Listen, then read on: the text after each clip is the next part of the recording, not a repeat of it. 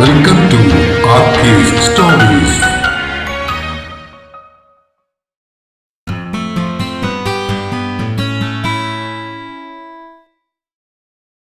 രുദ്ര ഒരു പുനർജന്മ പ്രണയം ഭാഗം 30. രചനയും അവതരണവും രഘുദാസ് കാട്ടുങ്കൽ. സംരക്ഷണം നഷ്ടപ്പെട്ട വൃഗോദരന്റെ ഹൃദയത്തിലേക്ക് ആ ദിവ്യമായ ത്രിശൂലം ആഴ്ന്നിറങ്ങി. നിലത്ത് കിടന്ന പിടഞ്ഞ വൃഗോദരന്റെ ശരീരം ക്രമേണ നിശ്ചലമായി. കത്തിക്കരിഞ്ഞ് പുകയായി മാറി തുടങ്ങിയ ആ മൃതശരീരത്തിൽ നിന്നും തന്റെ ത്രിശൂലവും വലിച്ചൂരിയെടുത്ത് രുദ്രൻ തന്റെ കുതിരയുടെ പുറത്തേക്ക് ചാടിക്കയറി. അല്പം അകലെയായി അട്ടഹാസവും അലർച്ചയും ചിലങ്കയുടെ ശബ്ദങ്ങളും കേട്ട ഭാഗം ലക്ഷ്യമാക്കി അവൻ കുതിരയെ പായിച്ചു. അവിടെ എത്തിയ രുദ്രൻ കണ്ടത് മാരകമായി മുറിവേറ്റ് കിടക്കുന്ന വീരഭദ്രനെയും മറ്റ് 5 അംഗരക്ഷകരെയുമായിരുന്നു. ചോരയൊലിപ്പിച്ച് കിടക്കുന്ന അവർക്ക് നടുവിൽ രുദ്രന് പുറം തിരിഞ്ഞ് ഒരു കൈയിൽ ചോര ഒഴുകുന്ന ത്രിശൂലവും മറുകൈയിൽ ചോര പുരണ്ട ഭുശുണ്ടിയും കറക്കി താഴെ വീണ് കിടക്കുന്നവരെ നോക്കി ഒരു സത്വത്തിന് മുകളിലിരിക്കുന്ന കരിനീല നിറമാർന്നൊരു സ്ത്രീരൂപത്തെ കണ്ട് രുദ്രൻ കോപാകുലനായി ഉറക്കെ അലറി. ആ അലർച്ച കേട്ടതും അവിടെ നിന്നിരുന്ന സ്ത്രീരൂപം അവന് നേരെ തിരിഞ്ഞു. ആ മുഖം കണ്ട് അവന്റെ നട്ടലിൽ കൂടി ഒരു വിറയൽ കടന്നുപോയി. ഭദ്ര! വിറയാർന്ന അവന്റെ ചുണ്ടുകൾ മന്ത്രിച്ചു. ത്രിശൂലവും പിടിച്ച് കുതിരപ്പുറത്തിരിക്കുന്ന അവനെ കണ്ട് ഭദ്ര ഉറക്കെ അലറി. അവളുടെ ശരീരത്തിൽ കുടികൊണ്ടിരിക്കുന്ന ദേവി ചൈതന്യം തന്റെ ഭക്തനായ കൗശല്യന്റെ ആഗ്രഹം നിറവേറ്റുവാനായി അവന് നേരെ കുതിച്ചു. രുദ്രന്റെ കയ്യിലിരുന്ന ത്രിശൂലം ദേവിയുടെ സാമീപ്യം അറിഞ്ഞതുപോലെ വെട്ടിത്തിളങ്ങി. എന്നാൽ അവന്റെ തൊട്ടടുത്തേക്ക് പാഞ്ഞെത്തിയ ഭദ്ര ഒരു നിമിഷം അവന്റെ മുന്നിലൊന്ന് നിന്നു.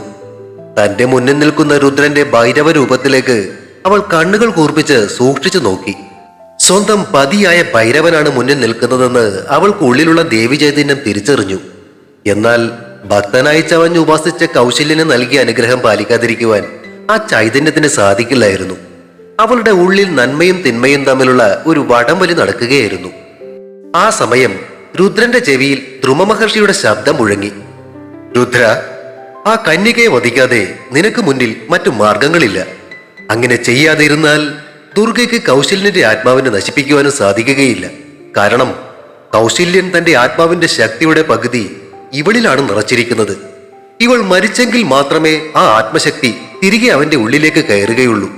അതുമാത്രമല്ല, ഇവളുടെ ആത്മാവിൽ കുടികൊണ്ടിരിക്കുന്ന ദേവി ചൈതന്യം കൂടി ദുർഗയുടെ ശരീരത്തിലേക്ക് കയറേണ്ടതായിട്ടുണ്ട്.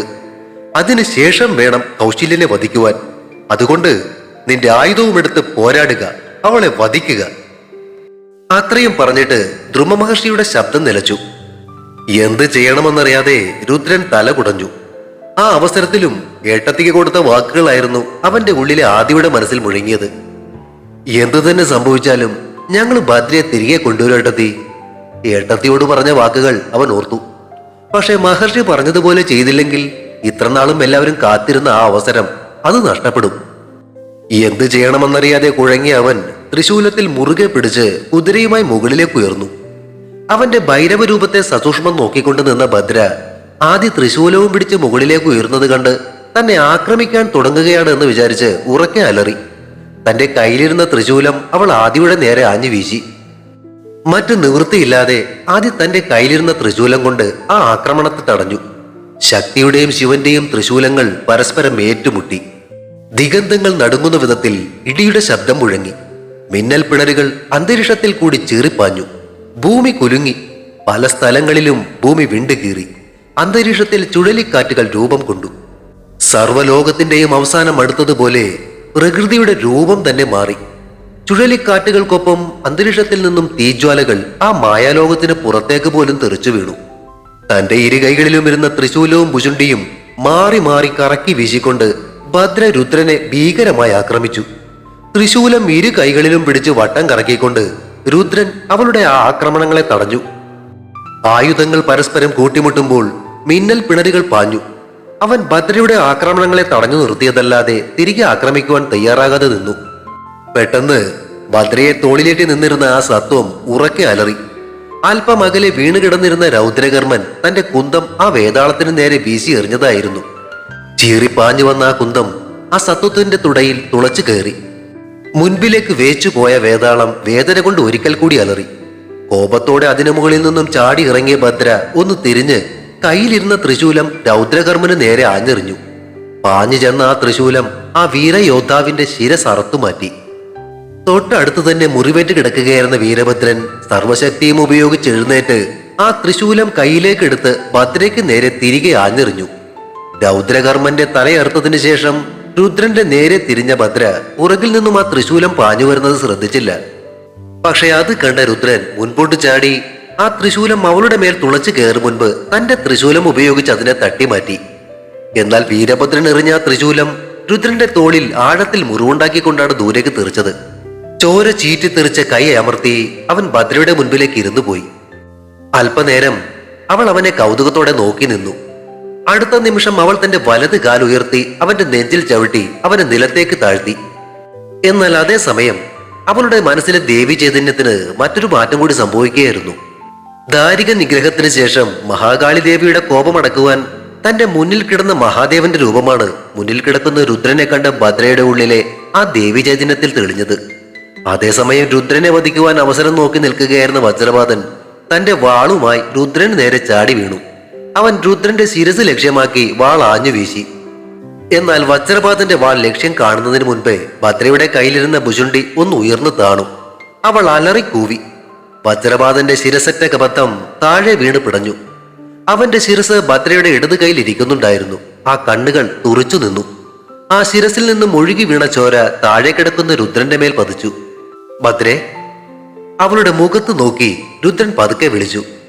അത് കേട്ട് അവളുടെ മുഖഭാവം മാറി. അവളുടെ ഉള്ളിൽ നിറഞ്ഞു നിൽക്കുന്ന നന്മയുടെയും തിന്മയുടെയും ശക്തികൾ തമ്മിൽ അപ്പോഴും പോരാട്ടം നടക്കുകയായിരുന്നു. കാൽക്കീഴിൽ കിടന്നിരുന്ന രുദ്രനെ നോക്കിയ അവളുടെ കണ്ണുകളിൽ നിന്നും കണ്ണുനീരൊഴുകുന്നത് അവൻ കണ്ടു. അടുത്ത നിമിഷം അവൾ കണ്ണുകൾ അടച്ച് തന്റെ കയ്യിലിരുന്ന ഭുഷുണ്ടി അവന്റെ നെഞ്ചിനെ ലക്ഷ്യമാക്കി ആഞ്ഞു വീശി.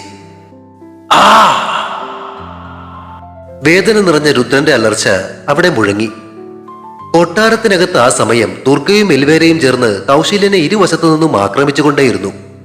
പെട്ടെന്നാണ് ആ കൊട്ടാരം കിടന്ന് കുലുങ്ങുന്നത് പോലെ അവർക്ക് അനുഭവപ്പെട്ടത്. പഴകിയ ഭിത്തികളിൽ പലതും പൊളിഞ്ഞ് താഴേക്ക് വീണു. കൗശല്യൻ അത് കണ്ട് ഉറക്കെ പൊട്ടിച്ചിരിച്ചു. നിന്റെ രുദ്രനെ നേരിടുവാനുള്ള ശക്തി എത്തിക്കഴിഞ്ഞിരിക്കുന്നു. അതിന്റെ ലക്ഷണമാണ് നീ ഈ കാണുന്നത്. അല്പസമയം കൂടി കഴിഞ്ഞാൽ നിനക്കൊരിക്കൽ കൂടി രുദ്രന്റെ ശവശരീരം കാണുവാൻ സാധിക്കും. അത് കേട്ട് അലറിക്കൊണ്ട് ദുർഗ കൗശല്യന് നേരെ കുതിച്ചു ചാടി. ഒരു മയിലിനെ പോലെ പറന്ന് അവൾ കൗശല്യനെ ആക്രമിച്ചു. അവളുടെ വാളുകളിൽ നിന്നും മിന്നൽ പിണരുകൾ ചീറിപ്പാഞ്ഞു. ആ വേഗത കണ്ട് എൽവേര പോലും മിഴിച്ചു നിന്നു. ഒഴിഞ്ഞുമാറിയും കറങ്ങിത്തിരിഞ്ഞും അവൾ മിന്നലിനെ വെല്ലും വേഗത്തിൽ വാൾ വീശി. സാക്ഷാൽ ദുർഗാദേവിയുടെ വീറും വാശിയും അവളുടെ നീക്കങ്ങളിൽ പ്രകടമാവുകയായിരുന്നു. ആ ശക്തിയെ തടുക്കുവാൻ കഴിയാതെ ഒഴിഞ്ഞുമാറിയ കൗശല്യന്റെ ഇടനെഞ്ചിൽ അവളുടെ ഇടത്തെ കാല് ആഞ്ഞു പതിച്ചു. ദൂരേക്ക് തെറിച്ച കൗശല്യൻ ആ ഭദ്രകാളി ദേവിയുടെ പ്രതിമയിൽ പോയി അടിച്ച് താഴേക്ക് വീണു. ദുർഗ തന്റെ കയ്യിലിരുന്ന വാൾ അവനെ ലക്ഷ്യമാക്കി ആഞ്ഞെറിഞ്ഞു. അവന്റെ നേരെ ആ വാൾ പാഞ്ഞു ചെന്നു. എന്നാൽ തൊട്ടടുത്തെത്തിയ ആ വാൾമനുടെ മുന്നിൽ നിന്നും അവന്റെ ശരീരം അപ്രത്യക്ഷമായിരുന്നു. വെറും നിലത്ത് കൂത്തുനിന്ന വാൾ ശക്തിയിൽ ഇളകിക്കൊണ്ടിരുന്നു. ഞൊടിയിടയിൽ എൽവേരയുടെ പുറകിൽ പ്രത്യക്ഷപ്പെട്ട കൗശല്യൻ തന്റെ വാൾ ഉയർത്തി അവളുടെ വലത് ചിറകിൽ ആഞ്ഞുവെട്ടി. ചിറകിന് മുറിവേറ്റ് അലറിക്കരഞ്ഞ എൽവേരയെ അവൻ ദുർഗയുടെ നേരെ ചവിട്ടി എറിഞ്ഞു. മുന്നോട്ട് തെറിച്ച എൽവേര ദുർഗയുടെ ശരീരത്തിൽ ചെന്ന് തട്ടി. അവരിരുവരും ഭദ്രകാളി പ്രതിമയുടെ അടുത്തേക്ക് തെറിച്ചു വീണു. വീണ് കിടക്കുന്ന എൽവേരയുടെയും ദുർഗയുടെയും നേരെ കൗശല്യൻ വാൾ ഉയർത്തിക്കൊണ്ട് ചാടി. താഴേക്ക് വന്ന വാളിന്റെ മുന്നിൽ നിന്നും ദുർഗ എൽവേരയെ തള്ളി മാറ്റി. അതോടൊപ്പം അവളും ചാടി മാറി. ലക്ഷ്യം തെറ്റിയ കൗശല്യന്റെ വാൾ നിലത്ത് തട്ടിത്തെറിച്ചു. ഒഴിഞ്ഞുമാറിയ ദുർഗ ചാടി എഴുന്നേറ്റ് ഭദ്രകാളി പ്രതിമയുടെ കയ്യിൽ പിടിച്ചിരുന്ന ത്രിശൂലത്തിന്റെ കടയ്ക്കൽ കാലുകൊണ്ട് ആഞ്ഞ് മുകളിലേക്കൊന്ന് തട്ടി. അവളുടെ തട്ടുകൊണ്ട് മുകളിലേക്ക് ഉയർന്നു തെറിച്ച ത്രിശൂലം മുകളിൽ ചെന്ന് തിരിഞ്ഞ് മുന താഴേക്കായി താഴെ നിൽക്കുകയായിരുന്ന കൗശല്യന്റെ മുതുകിന് നേരെ അതിവേഗം താഴോട്ട് വന്നു. നിന്നിടത്തു നിന്നും ദുർഗ മുകളിലേക്ക് ചാടി താഴേക്ക് വന്നുകൊണ്ടിരുന്ന ത്രിശൂലത്തിൽ പിടിച്ച് താഴെ നിന്നിരുന്ന കൗശല്യന്റെ മുതുകിലേക്ക് ആഞ്ഞുകുത്തി. താഴേക്ക് കമിഴ്ന്നു വീണ കൗശല്യന്റെ മുതുക് തുളച്ച് ആ ത്രിശൂലം നിലത്തുകുത്തി നിന്നു.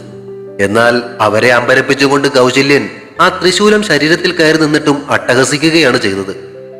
എന്നെ ഇല്ലാതാക്കുവാൻ നിനക്കിനിയും കഴിയുകയില്ല കുമാരി. കാരണം എന്റെ ആത്മശക്തിയുടെ പകുതി കുടികൊള്ളുന്നത് ദാ അവളിലാണ്. അതും പറഞ്ഞ് താഴെ കിടന്നുകൊണ്ട് തന്നെ അവൻ ചിലങ്കകളുടെ ശബ്ദം ഉയർന്നു കേൾക്കാൻ തുടങ്ങിയ പുറത്തെ ഇടനാഴിയിലേക്ക് വിരൽ ചൂണ്ടി.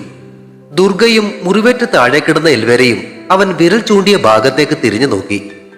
അവിടെ കരിനീല നിറമുള്ള സാക്ഷാൽ ഭദ്രകാളി രൂപത്തിൽ വലത് കൈയിൽ രക്തമൊലിക്കുന്ന ഭുഷുണ്ടിയും ചുഴറ്റി ഇടത് കൈകൊണ്ട് രുദ്രന്റെ മുടിയിൽ കുത്തിപ്പിടിച്ച് അവനെയും വലിച്ചിഴച്ചു കൊണ്ടുവരുന്ന ഭദ്രയെയാണ് അവർ കണ്ടത്.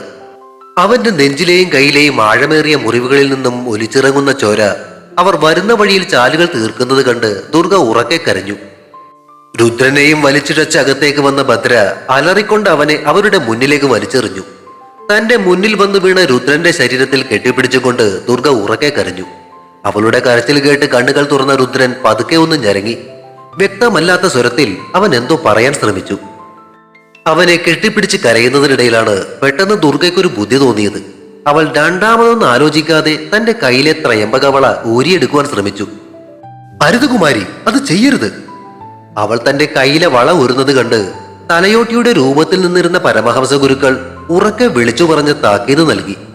കുമാരി, ആ വള കയ്യിൽ നിന്ന് ഊരുന്ന നിമിഷം കൗശല്യൻ തന്നെ ഭദ്രയെ കൊല്ലും.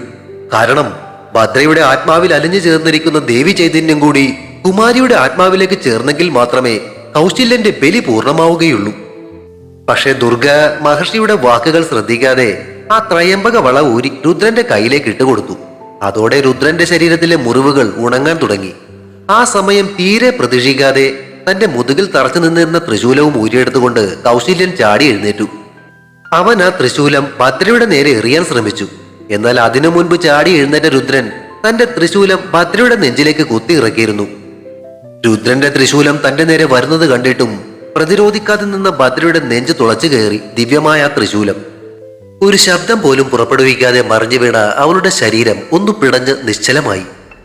അവളുടെ ശരീരത്തിൽ നിന്നും ഭദ്രകാളി ദേവിയുടെ ശക്തി നീല നിറത്തിലും കൗശല്യന്റെ ആത്മശക്തി കറുത്ത നിറത്തിലുള്ള പുകച്ചുരുളുകളുമായി മുകളിലേക്ക് ഉയർന്നു. അതോടെ അവളുടെ ശരീരം അന്തരീക്ഷത്തിൽ അലിഞ്ഞില്ലാതെയായി.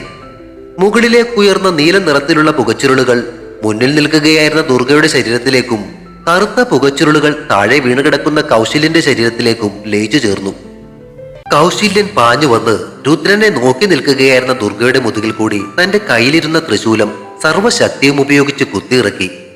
ദുർഗ വേദന കൊണ്ടൊന്നു പിടഞ്ഞു. ത്രിശൂലം തുളച്ചു കയറിയ മുറിവിൽ നിന്നും രക്തം ധാരയായി ഒഴുകി. അവരുടെ തുറന്ന കണ്ണുകളിൽ നിന്നും കണ്ണുനീരും ഒഴുകി. ദുർഗയുടെ മുറിവിൽ കൂടി പുറത്തേക്ക് ചീറ്റിയ രക്തം തന്റെ കൈക്കുമ്പിളിൽ ശേഖരിച്ച കൗശല്യൻ എന്തോ മന്ത്രോച്ചാരണത്തോടെ ആ രക്തം ഭദ്രകാളി പ്രതിമയുടെ മുന്നിൽ കത്തി നിൽക്കുന്ന ഹോമകുണ്ടത്തിലേക്ക് എറിയാൻ ശ്രമിച്ചു. പക്ഷേ ആ സമയത്തിനുള്ളിൽ ഒരുവിധം പ്രയാസപ്പെട്ട് എഴുന്നേറ്റ എൽവേര തന്റെ മുറിവേൽക്കാതിരുന്ന ചിറക് വീശി അവനെ ആഞ്ഞടിച്ചിരുന്നു. ശക്തിയേറിയ പ്രഹരമേറ്റ കൗശല്യൻ ദൂരേക്ക് തെറിച്ചുപോയി. അവന്റെ കയ്യിൽ നിന്നും രക്തം താഴേക്ക് വീണു. ഹോമകുണ്ടത്തിൽ രക്തം നിവേദിക്കാൻ സാധിക്കാൻ പറ്റാതിരുന്നതിന്റെ ദേഷ്യത്തിൽ കൗശല്യൻ ഉറക്കെ അലറി. ആ സമയം ദുർഗയുടെ ശരീരം നീല നിറമായി മാറുകയായിരുന്നു. ദുർഗയുടെ ശരീരത്തിൽ നിന്നും ഒഴുകുന്ന രക്തം ശേഖരിക്കുവാനായി കൗശല്യൻ വീണ്ടും അവളുടെ അടുത്തേക്ക് ഓടി. ഭദ്രകാളി ദേവിയുടെ ശക്തി ശരീരത്തിൽ ലയിച്ചു ചേർന്ന അവൾ ഒരു ദീർഘനിശ്വാസത്തോടെ ഉറക്കത്തിൽ നിന്നും എന്നതുപോലെ കണ്ണു തുറന്നു. കൈകൾ നീട്ടിക്കൊണ്ട് അടുത്തേക്കെത്തിയ കൗശല്യന്റെ കഴുത്തിൽ പെട്ടെന്നാണ് ദുർഗയുടെ കൈകൾ മുറുകിയത്. അവന്റെ കണ്ണുകൾ പുറത്തേക്കുന്തി. ദുർഗ അവനെ ഒറ്റ കൈകൊണ്ട് പൊക്കി വലിച്ചെറിഞ്ഞു. അടുത്ത നിമിഷം കൈകൾ പുറകോട്ട് തിരിച്ച അവൾ തന്റെ പിന്നിൽ കുത്തി നിന്നിരുന്ന ത്രിശൂലം വലിച്ചൂരിയെടുത്തു. നിലത്തു നിന്നും എഴുന്നേൽക്കുകയായിരുന്ന കൗശല്യനെ ലക്ഷ്യമാക്കി അവൾ ആ ത്രിശൂലം ആഞ്ഞെറിഞ്ഞു. ശക്തിയേറിയ അവളുടെ ആ ഏറിൽ അവന്റെ നെഞ്ചു തുളച്ച് മറുപുറം കടന്ന ത്രിശൂലം ഭിത്തിയിൽ തറച്ച് ആടി നിന്നു. കൗശല്യന്റെ ശരീരം ആ ത്രിശൂലത്തിൽ കോർത്തു കിടന്ന് ആടിക്കൊണ്ടിരുന്നു. അതേസമയം തന്നെ ആദി തന്റെ കയ്യിൽ കിടന്നിരുന്ന ത്രയംബക കവചം ഊരി അതിൽ നിന്നും ദുർഗയുടെ മരതകവള വേർപെടുത്തിയെടുത്ത് അവളുടെ നേരെ എറിഞ്ഞു കൊടുത്തു. അതിനു പുറകെ ഭദ്രയുടെ കയ്യിൽ നിന്നും തെറിച്ച് താഴെ വീണ് കിടന്നിരുന്ന ഭുഷുണ്ടിയും അവൻ അവളുടെ നേരെ എറിഞ്ഞു കൊടുത്തു.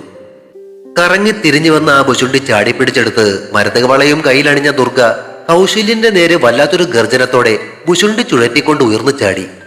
ഒന്ന് കറങ്ങി തിരിഞ്ഞ് താഴെ നിലത്ത് വന്ന് നിന്ന അവളുടെ ഇടത്തെ കൈയിൽ കൗശല്യന്റെ വെട്ടിമാറ്റിയ ശിരസുണ്ടായിരുന്നു. ചീറ്റിത്തെറിച്ച ചോരയിൽ മുങ്ങി സർവലോക രക്ഷകയായ സാക്ഷാൽ ദുർഗാദേവിയെ പോലെ അവൾ നിന്നു.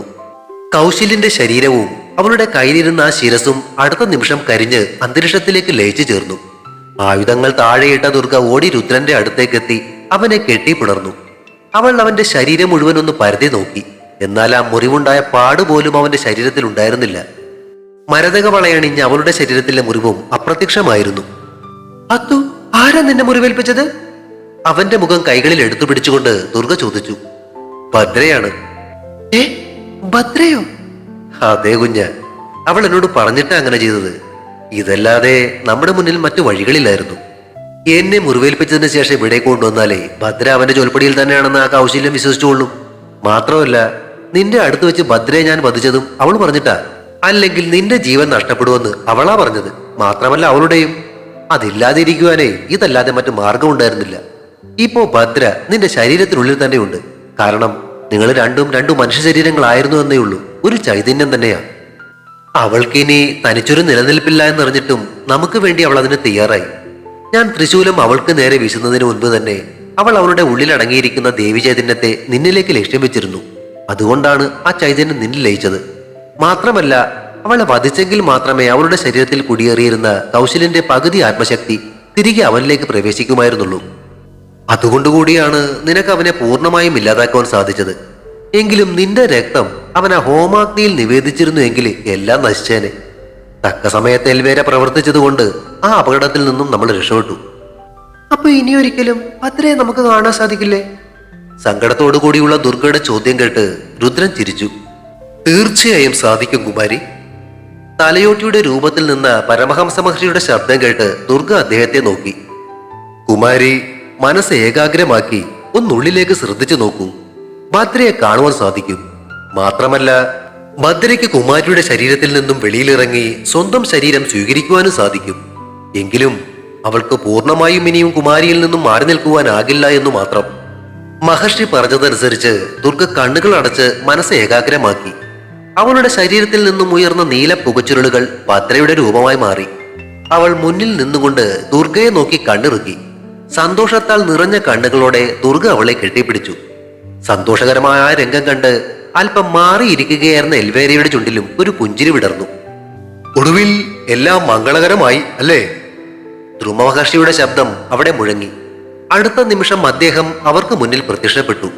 കപാല രൂപത്തിൽ അവിടെ നിന്നിരുന്ന പരമഹംസ ഗുരുക്കളുടെ അടുത്തേക്ക് ചെന്ന അദ്ദേഹം ഗുരുക്കളോട് എന്തൊക്കെയോ സംസാരിച്ചു. അതിനുശേഷം അവർ ഇരുവരും തിരികെ ദുർഗയുടെയും രുദ്രന്റെയും അടുത്തേക്കെത്തി. രുദ്ര, കൃത്യസമയത്ത് വേണ്ട വിധത്തിൽ പ്രവർത്തിക്കാൻ കഴിഞ്ഞതുകൊണ്ട് ഒരു മഹാദുരന്തം തന്നെയാണ് ഒഴിഞ്ഞുപോയത്. മഹാകാളിയുടെ അംശമായ ഭദ്രയുടെ സഹായം കൊണ്ട് മാത്രമാണ് നിങ്ങൾക്കതിന് സാധിച്ചത്. സ്വന്തം ജീവൻ തന്നെയാണ് അവൾ നിങ്ങൾക്ക് വേണ്ടി പണയം വെച്ചത്.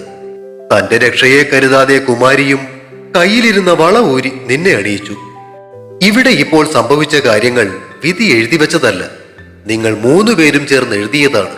അതിന് എൽവേരയുടെ സഹായവും നിങ്ങൾക്ക് ലഭിച്ചു എന്ന് മാത്രം. വീരഭദ്രന്റെ സ്ഥാനത്ത് ഇനി ഭദ്രയായിരിക്കും നിന്റെ കൂടെ ഉണ്ടാവുക. പക്ഷെ അവൾ വസിക്കുന്നത് ദുർഗയുടെ ഉള്ളിലായിരിക്കുമെന്ന് മാത്രം. ആവശ്യമുള്ളപ്പോൾ സ്വന്തം ശരീരം സ്വീകരിക്കുവാനും അവൾക്ക് സാധിക്കും. ഭാവിയിൽ ഇനിയും ഒരുപാട് കർമ്മങ്ങൾ നിങ്ങൾ 3 ചേർന്ന് ചെയ്തു തീർക്കേണ്ടതായും വരും. അതാണ് ഇനി നിങ്ങളുടെ വിധി. ശിവന്റെയും ശക്തിയുടെയും കൂടെ തന്നെയാണ് മഹാകാളിയുടെയും സ്ഥാനം. ധ്രുവ മഹർഷി പറഞ്ഞത് കേട്ട രുദ്രൻ തന്റെ വലതുവശത്ത് നിൽക്കുകയായിരുന്ന ദുർഗയെ നോക്കി. അവനെ നോക്കി ഒന്ന് കണ്ണിറുക്കിയ അവൾ ഭദ്രയെ ഒന്നുകൂടി ചേർത്ത് പിടിച്ചു. ഭദ്രയുടെ മുഖത്ത് ഒരു പുഞ്ചിരി വിടർന്നു. പരമഹംസ ഗുരുക്കളും വീരഭദ്രനും ഭൈരവൻ, കൃപൻ, വികർണൻ, ഉഗ്രസേനൻ എന്നീ അംഗരക്ഷകരും ഇനിയുള്ള കാലം സിദ്ധാശ്രമത്തിലെ ആ ഗുഹയിൽ തപസ്സനുഷ്ഠിച്ച് അവിടെ തന്നെ സമാധി അടയുവാനാണ് ആഗ്രഹിക്കുന്നത്. ലോകനന്മയ്ക്കായി നിങ്ങൾക്ക് എന്നും മാർഗദർശിയായി നാം ഉണ്ടാകും. അത് കഴിഞ്ഞ് ധ്രുവ മഹർഷി രുദ്രന്റെ നേരെ തിരിഞ്ഞു. രുദ്ര, കയ്യിലിരിക്കുന്ന വീരഭദ്രന്റെ മാണിക്യവള ഭദ്രയുടെ കയ്യിൽ അണിയിക്കുക. മഹർഷി പറഞ്ഞതുപോലെ രുദ്രൻ തന്റെ കയ്യിൽ നിന്നും മാണിക്യവള ഊരി ഭദ്രയുടെ കയ്യിലേക്ക് അണിയിച്ചു. കുട്ടി, മാണിക്യവള കയ്യിൽ അണിഞ്ഞിരിക്കുന്നത് കൊണ്ട് നിനക്ക് നിന്റെ ഈ മായാദേഹത്തിലെ നീലവർണം ആഗ്രഹപ്രകാരം മാറ്റുവാൻ സാധിക്കും. നിന്നിൽ അടങ്ങിയിരിക്കുന്ന ശക്തി ആവശ്യമുള്ളപ്പോൾ മാത്രം ലോക നന്മയ്ക്കായി ഉപയോഗിക്കുക. നല്ലത് വരട്ടെ. അതും പറഞ്ഞ് അദ്ദേഹം അവളുടെ തലയിൽ കൈവച്ച് അനുഗ്രഹിച്ചു. മഹർഷിയെ കൈകൂപ്പി വണങ്ങിയ ഭദ്ര പുകച്ചുരുളുകളായി മാറി തിരികെ ദുർഗയുടെ ശരീരത്തിലേക്ക് തന്നെ ലയിച്ചു ചേർന്നു. തുടരും. രുദ്ര അവസാന ഭാഗം നാളെ ഉണ്ടായിരിക്കുന്നതാണ്. ഇത്രയും നാളും സപ്പോർട്ടുമായി കൂടെ നിന്ന എല്ലാവർക്കും ഹൃദയം നിറഞ്ഞ സ്നേഹം. കഥയ്ക്ക് അഭിപ്രായങ്ങളും ലൈക്കുകളും ഹൈപ്പും ഒക്കെ നൽകുന്നതിനോടൊപ്പം തന്നെ കഥയുടെ ലിങ്ക് കഴിയുന്നവർക്കൊക്കെ ഒന്ന് ഷെയർ ചെയ്തുകൂടി കൊടുത്തേക്കണേ. Thank U.